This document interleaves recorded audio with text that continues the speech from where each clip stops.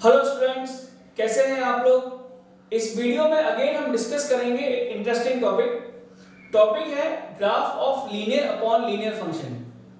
यदि हम किसी भी लीनियर अपॉन लीनियर फंक्शन का ग्राफ प्लॉट करना चाहते हैं तो ग्राफ को प्लॉट करने के लिए हमें कुछ बेसिक ग्राफ्स मालूम होने चाहिए। इसी में हम सबसे पहले डिस्कस करते हैं graph of y is equal to k upon x where k is not equal to 0।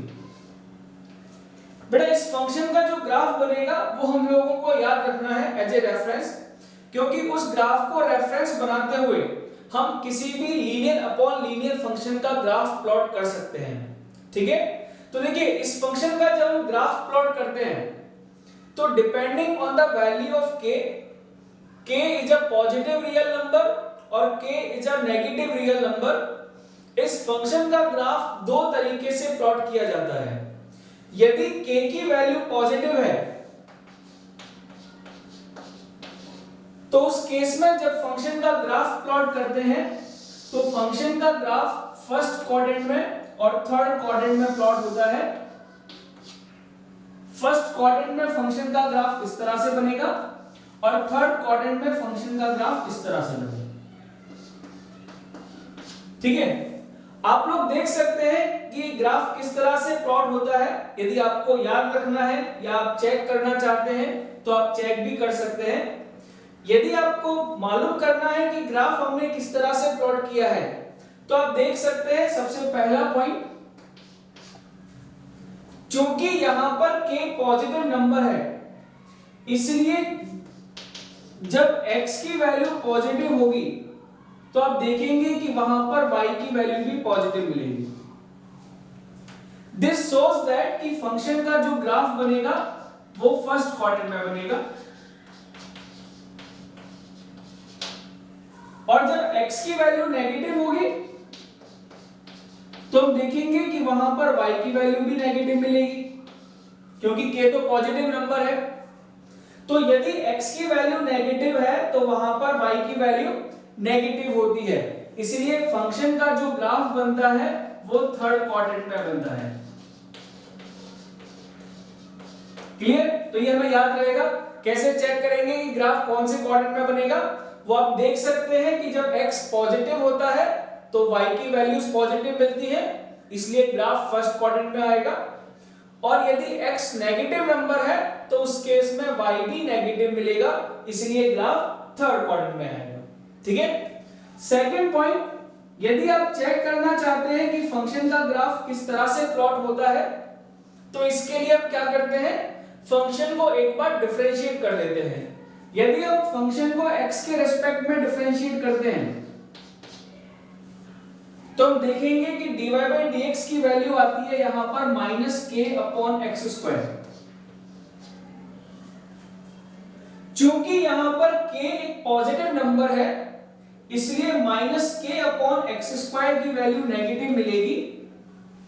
That shows function का जो ग्राफ है वो डिक्रीजिंग ग्राफ है। आप देख सकते हैं कि यदि फर्स्ट क्वाड्रेंट में जो हमने ग्राफ प्लॉट किया है 0 टू इंफिनिटी में, इस इंटरवल में फंक्शन का ग्राफ डिक्रीजिंग है। हम जैसे जैसे x की वैल्यू को बढ़ाते जा रहे हैं y की वैल्यूज लगातार कम होती जा रही हैं। x टेंडिंग टू 0 पर y की वैल्यू प्लस इंफिनिटी है और जैसे जैसे x की वैल्यू को बढ़ाते जा रहे हैं अप टू इंफिनिटी, y की वैल्यूज लगातार घटती जा रही हैं टेंडिंग टू 0। सिमिलरली यदि आप थर्ड क्वाड्रेंट में देखेंगे तो हम जैसे जैसे x की वैल्यूज को बढ़ाते जा रहे हैं y की वैल्यू कम होती जा रही है। ठीक है, x tending to minus infinity पर y 0 है और जब x की वैल्यू 0 को टेंड करती है तो उस केस में y माइनस इंफिनिटी को टेंड करता है, मतलब वैल्यूज y की 0 से लेके कहां तक डिक्रीज कर रही हैं, माइनस। ठीक है, तो यहां पर dy by dx ये बताता है कि फंक्शन का जो ग्राफ बनेगा वो डिक्रीजिंग ग्राफ बनेगा। क्लियर? इवन यदि आप फंक्शन की कॉन्केविटी चेक करना चाहते हैं तो फंक्शन की कॉन्केविटी चेक करने के लिए आप फंक्शन को एक बार और डिफरेंशिएट कर सकते हैं, क्योंकि फंक्शन का जो सेकंड डेरिवेटिव होता है वो उस फंक्शन की कॉन्केविटी को रिप्रेजेंट करता है।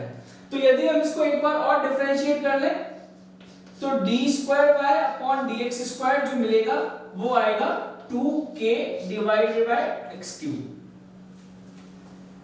चूंकि k तो पॉजिटिव नंबर है, इसलिए ध्यान देना कि जब x की वैल्यू पॉजिटिव होगी,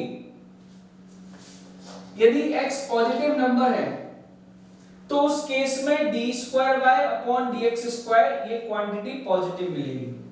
इसलिए फंक्शन का जो ग्राफ बनता है x ग्रेटर देन 0 के लिए वो कॉनकेव अपवर्ड ग्राफ बनता है। ठीक है ना, यहां पर जो फंक्शन का ग्राफ बनेगा वो कैसा होगा, कॉनकेव अपवर्ड। लेकिन जब यहां पर x की वैल्यू नेगेटिव होगी तो हम देखेंगे कि ये क्वांटिटी यहां पर नेगेटिव हो जाएगी, और चूंकि ये क्वांटिटी नेगेटिव है इसलिए x लेस देन 0 के लिए फंक्शन का ग्राफ कॉनकेव डाउनवर्ड बनेगा। इसकी कॉनकेविटी डाउन होगी, मतलब नीचे की तरफ होगी। ठीक है ना बेटा। अभी हम इसमें डिटेल में नहीं जा रहे हैं कि फंक्शन का ग्राफ किस तरह से बनता है, क्या होता है।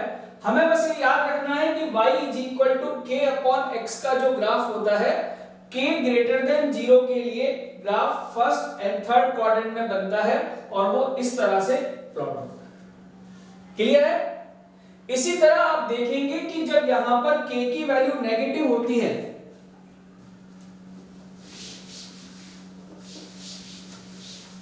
यदि k की वैल्यू नेगेटिव है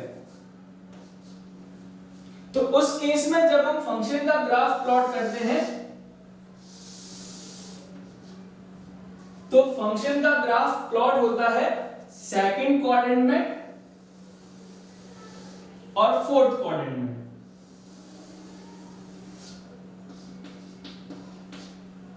एक्स एक्सिस और ये Y axis.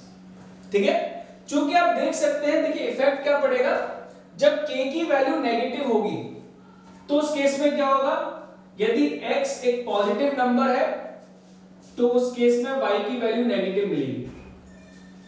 Negative number divided by positive number, दोनों का रेशियो क्या हो जाएगा, नेगेटिव। इसलिए यहां पर जो ग्राफ हमें मिलेगा वो कौन से क्वाड्रेंट में मिलेगा, फोर्थ क्वाड्रेंट में। क्लियर। और जब x की वैल्यू नेगेटिव होती है तो negative number divided by negative number, दोनों का रेशियो क्या हो जाता है, पॉजिटिव। दिस शोज कि जो फंक्शन का ग्राफ बनेगा वो अब कौन से क्वाड्रेंट में बनेगा, सेकंड क्वाड्रेंट। ठीक है बेटा।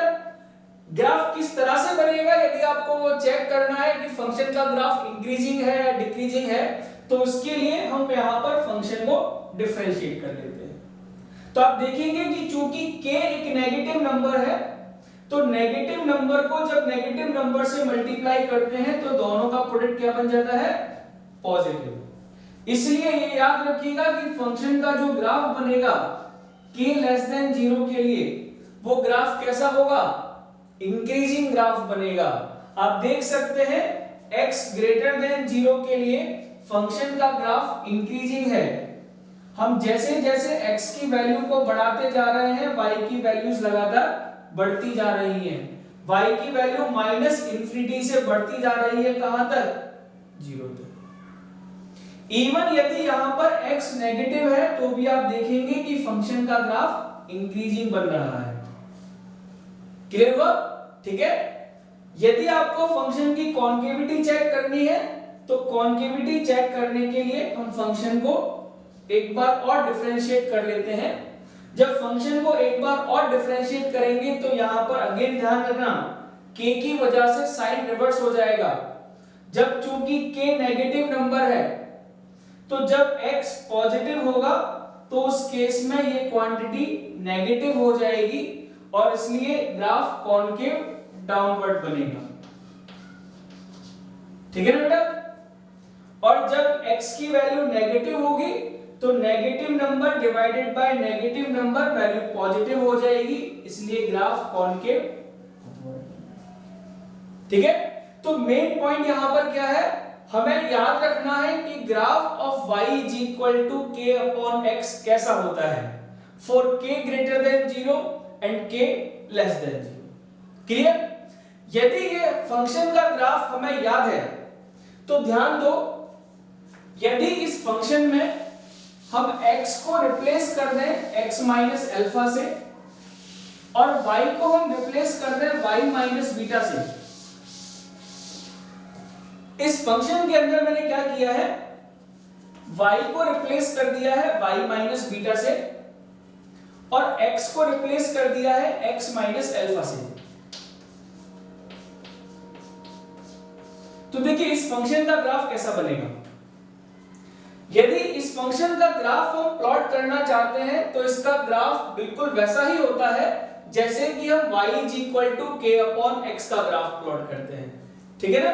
बस चेंज यहां पर थोड़ा सा आता है और वो क्या है वो हम चेक कर लेते हैं। ग्राफ प्लॉट करना बहुत सिंपल सा है, ध्यान दो बेटा, यदि कंसेप्ट समझ में आ जाएगा तो ग्राफ प्लॉट करना बहुत इजी है। x एक्सिस, y एक्सिस और ये ओरिजिन।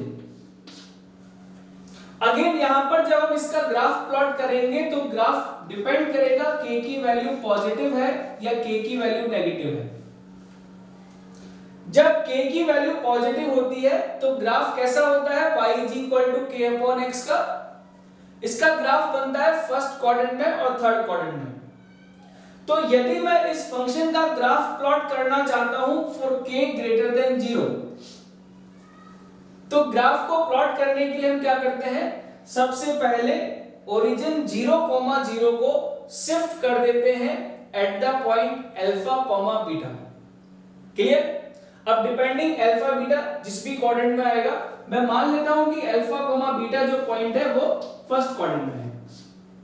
जिस भी पॉइंट क्वाड्रेंट में है उसमें आप उसको लोकेट कर दीजिए। ठीक है?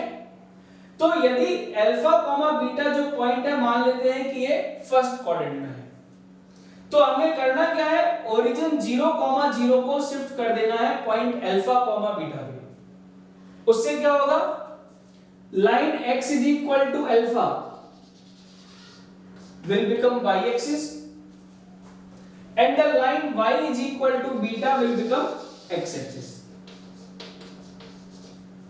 क्लियर? अब ये हमारा x एक्सिस है और ये